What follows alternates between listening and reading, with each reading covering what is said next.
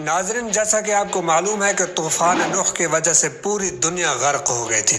صرف چند لوگ اس دنیا میں زندہ رہ گئے تھے۔ ان چند لوگوں کے ذریعے اللہ تعالیٰ نے اس دنیا کو دوبارہ آباد کیا۔ اگر تاریخ کا مطالعہ کیا جائے تو قریباً 90% لوگوں کا سلسلہ نسب حضرت نوح علیہ السلام سے جا ملتا ہے۔ حضرت نوح علیہ السلام کے 4 بیٹے تھے: حام، سام، یافس اور کنعان۔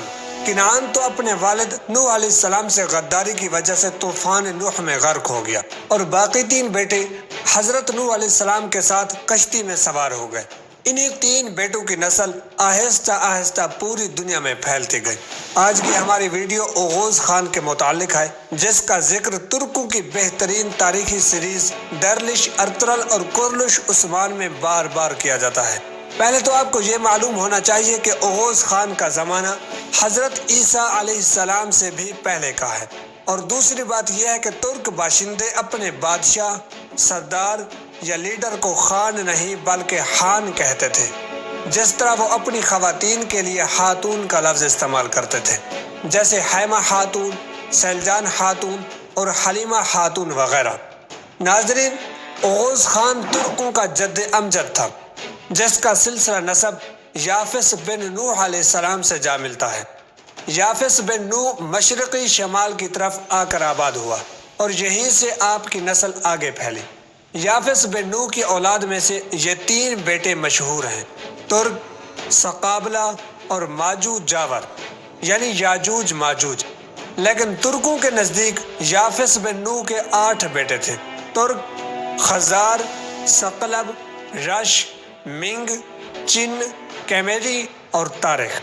جب یافس بن نوح کا انتقال ہوا تو اس نے اپنا جانشین اپنے بڑے بیٹے ترک کو مقرر کیا، اور ترک کے 4 بیٹے پیدا ہوئے، جن میں سے اس نے اپنے بڑے بیٹے توتک کو اپنا جانشین مقرر کیا۔ مؤرخین ابو الغازی اور رشید الدین ہمدانی کے مطابق ترک کی 5ویں نسل میں اننجا خان کا ذکر ملتا ہے۔ اننجا خان کی بیوی نے 2 جڑواں بیٹوں کو جنم دیا: تاتار اور منگول۔ تاتار اور منگول نے اپنے جد امجد ترک کی سلطنت کو 2 حصوں میں تقسیم کیا، اور ان کے ناموں پر منگول اور تاتاری قبیلے وجود میں آئے۔ یہ قبیلے دریائے جیحون کے قریب آباد ہوئے، جسے ماوراء النہر کہا جاتا تھا۔ ماوراء النہر وسط ایشیا کے ایک علاقے کو کہا جاتا ہے، جس میں موجودہ ازبکستان، تاجکستان اور جنوب مغربی قازقستان کے علاقے شامل ہیں۔ مؤرخ ابو الغازی منگول یا مغل خان کے 4 بیٹوں کا ذکر کرتے ہیں: قر خان، اور خان، قیر خان اور قارا خان۔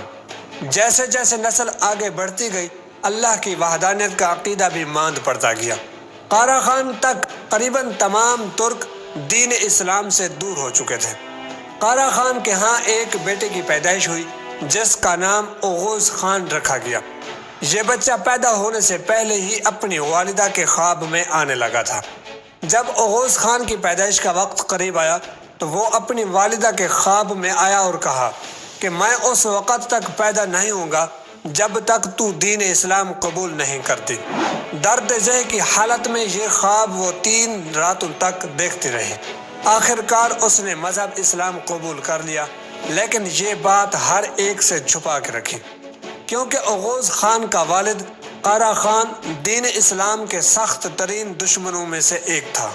جو بھی اس کے قبیلے میں سے دین اسلام قبول کرتا تو وہ اسے سزائے موت دے دیتا۔ جیسے ہی قارا خان کی بیوی نے اپنا مذہب تبدیل کیا، اسی دن اوغوز خان پیدا ہوا۔ ترک اسی وجہ سے اوغوز خان کی والدہ کو اپنی گرینڈ مدر کا درجہ دیتے ہیں کہ اس نے ہمت و بہادری سے دین اسلام قبول کیا تھا۔ اوغوز خان نے پیدا ہونے کے بعد صرف 1 دن اپنی ماں کا دودھ پیا تھا، اور 1 دن میں ہی باتیں کرنے لگا تھا۔ اس نے گھوڑی کا دودھ اور گوشت کھانے کی فرمائش کی تھی۔ 40 دن کے بعد یہ اپنی ٹانگوں پر چلنے پھرنے لگا تھا۔ جب اوغوز خان جوان ہوا تو اس نے پہلی شادی اپنے چچا قر خان کی بڑی بیٹی سے کی، اور دوسری شادی اس نے اپنے چچا قیر خان کی بیٹی سے کی تھی، لیکن دونوں کو چھوڑ دیا کیونکہ دونوں نے اللہ پر ایمان لانے سے انکار کر دیا تھا۔ اوغوز خان نے تیسری شادی اپنے چچا اور خان کی بیٹی سے کی تھی۔ یہ تیسری بیوی اس کے لیے وفادار ثابت ہوئی۔ جب اوغوز خان نے اپنی اس تیسری بیوی سے دین اسلام کے بارے میں سوال کیا تو اس نے بہترین اور وفاداری والا جواب دیا کہ میرا راستہ وہی ہے جو آپ کا ہے۔ جب یہ خبر قبیلے میں پھیلی کہ اوغوز خان اور اس کی بیوی مسلمان ہیں تو قارا خان اپنے بیٹے اور بہو کو قتل کرنے کے لیے اوغوز خان کے خیمے میں پہنچ گیا، لیکن اوغوز خان نے دوران لڑائی اپنے والد کو قتل کر دیا۔ یہ اوغوز خان کی دین اسلام کے لیے لڑی جانے والی پہلی لڑائی تھی۔ اوغوز خان کے اپنی تیسری بیوی چچا اور خان کی بیٹی سے 3 بیٹے پیدا ہوئے تھے، گنیز خان، آئی خان اور یلدیز خان۔ اوغوز خان نے چوتھی شادی بھی کی تھی، لیکن نہ تو اس کا نام معلوم ہو سکا ہے اور نہ ہی اس کے والد کا کہ وہ کس کی بیٹی تھی۔ اوغوز خان کی چوتھی بیوی سے بھی 3 بیٹے پیدا ہوئے تھے، گوک خان، دیغ خان اور دینیز خان۔ اوغوز خان نے ابھی تک اپنے سپاہیوں کا کوئی لشکر نہیں بنایا تھا، لیکن جب اس نے ایک بہت بڑے اژدہا کو قتل کیا جو قبیلے کے انسان اور مویشی کھا جاتا تھا تو اسے یہ موقع بھی مل گیا۔ اوغوز خان نے اژدہا کو قتل کرنے کے بعد قبیلے کے تمام سرداروں کا ایک جرگہ بلایا۔ جرگے میں اس نے کہا کہ ہمیں اپنے قبیلے کی حفاظت کے لیے ایک فوج تشکیل دینی چاہیے اور اس کام کے لیے ہر ایک سردار اپنا ایک ایک بیٹا میرے حوالے کرے۔ اس طرح اوغوز خان نے 40 جوانوں پر مشتمل پہلی ترک فوج تشکیل دی، جس کی بنیاد پر وہ آہستہ آہستہ تمام ترک قبائل میں طاقتور اور مضبوط ہوتا گیا۔ اوغوز خان نے اپنے چھٹے بیٹے کی پیدائش پر تمام ترک قبائل کو کھانے کی دعوت دی، جس میں اس نے یہ اعلان کیا، میں تم سب کا خان ہوں۔ تمام لوگ تلواریں اور ڈھالیں ہر وقت اپنے پاس رکھیں۔ پوری دنیا ہمارا میدان جنگ ہے، جنگل، سمندر اور دریا ہماری شکار گاہ ہے، سورج ہمارا جھنڈا اور آسمان ہمارا خیمہ ہے۔ اس اعلان کے بعد اس نے اپنے قاصد دنیا کے ہر کونے میں بھیج دیے۔ جس نے اطاعت قبول کی اس کو اپنا جانشین مقرر کیا اور جس نے بغاوت کی اس کے خلاف اعلان جنگ کر دیا۔ اس نے اپنی فوج ترکمانستان، ہندوستان، ایران، مصر، عراق اور شام تک پھیلا دی۔ اس طرح وہ ان تمام علاقوں کا خان بن گیا۔ اوغوز خان تھا تو دین اسلام کا پیروکار، لیکن یہ اپنے ہر خطبے اور تقریر میں ٹینگری کا لفظ استعمال کرتا تھا، جس کا مطلب ہے آسمان کا خدا۔ اوغوز خان کے یہ لفظ ادا کرنے کا مطلب نہیں معلوم ہو سکا کہ کیا اوغوز خان منگولوں کی طرح کئی خداؤں کا تصور رکھتا تھا یا ویسے ہی وہ تعظیماً خدا کو آسمان کا خدا کہتا تھا۔ جب اوغوز خان کی وفات کا وقت قریب آیا تو اس نے اپنے تمام بیٹوں کو اپنے پاس بلایا اور کہا کہ میں نے اپنے خدا کی امانت کی بہترین طریقے سے حفاظت کی ہے، اب یہ سلطنت تمہارے حوالے ہے۔ اوغوز خان کے تمام بیٹے اپنے والد کی وصیت کے مطابق اپنے اپنے علاقوں میں چلے گئے۔ اوغوز خان کے تمام بیٹوں کے ہاں 4 بیٹے پیدا ہوئے اور ہر ایک بیٹے کے نام پر قبیلہ وجود میں آیا۔ اسی طرح اوغوز ترکوں کے 20 یا 24 قبائل وجود میں آئے۔